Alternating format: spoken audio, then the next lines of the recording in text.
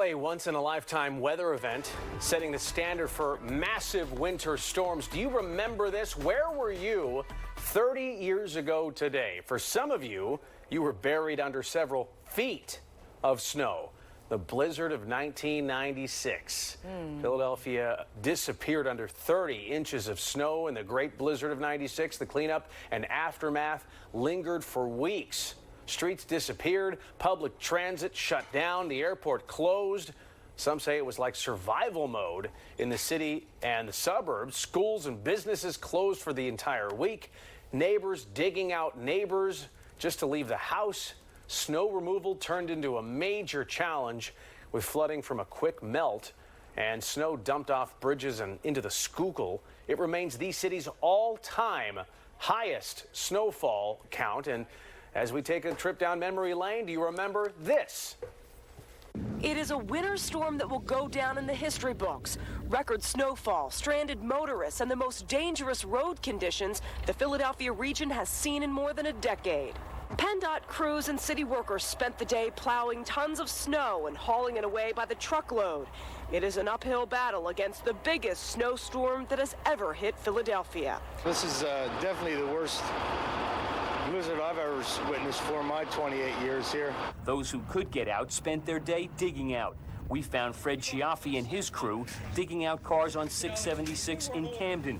While road crews were out in South Jersey cleaning off the highway so you could go by, there was one big problem, getting to those main highways. Jug handles like this were under 2 to 3 feet of snow, and there was no way to get on the highway. What's it been like walking around out here? Pretty rough. The snow is up to your knees out here. You can barely see your legs. Dave Schratweiser there on the report from 1996, January of 96. What were the top songs at that time? One Sweet Day by Mariah Carey and Boyz II Men. Shoop Shoop.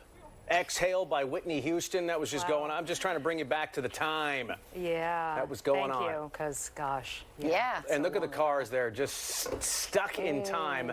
Kathy, were you in upstate New York back then, or were you here? Okay. I was working in Syracuse then, but it's memory lane. I was in the blizzard of 93 there, and I just missed 96, but we've been talking about this one for 30 years. I came here in 98. Okay. But with that music, wow, that's funny. And we were all like 12. Exactly, that's what we were. Yeah, that's what we were.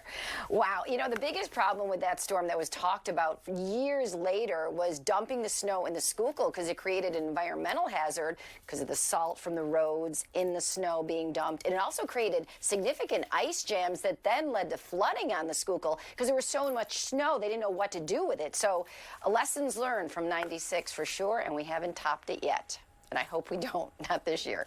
Take a look outside. We'll show you what's going on locally. We'll take you to the snowy slopes of the Poconos, but it's very foggy there with visibility reduced big time. The temperature 31, and you have this warm air moving up and over that snowpack, and that is creating the poor visibility there. So 0.3 of a mile visibility in the Poconos, a half mile in Allentown, elsewhere in Millville, in Dover, even Wildwood reduced visibility. So if you're traveling tonight, just be aware of that. And that will continue through tomorrow morning. Temperatures in the 30s north and west of the city, Philadelphia, Wilmington in the 40s, and we're not going to budge that much because of the cloud cover and a southwesterly wind that's going to keep it mild. So we start off in the 40s, we end up in the 50s, well above average, more like mid to late March.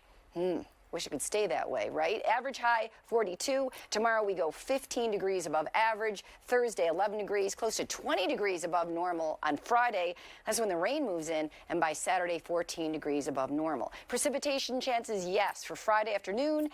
Occasionally on Saturday, and then Sunday morning, but the rain is out of here in time for the game on Sunday afternoon. So we watch the rain move in Friday afternoon, then again occasional showers for Saturday. The cold air stays to the west through the Great Lakes, and we stay on the warm side of this with the rain clearing by midday, at least noon on Sunday. Potential rain about a ½ inch to an inch in total Friday and Saturday. And of course for the birds, it's going to be windy with early highs close to 50, falling through the afternoon, and winds gusting to 25, maybe even 35-mile-an-hour westerly winds. Here's a look at your 7-day forecast from the Weather Authority. 50s the next couple days, near 60 Friday.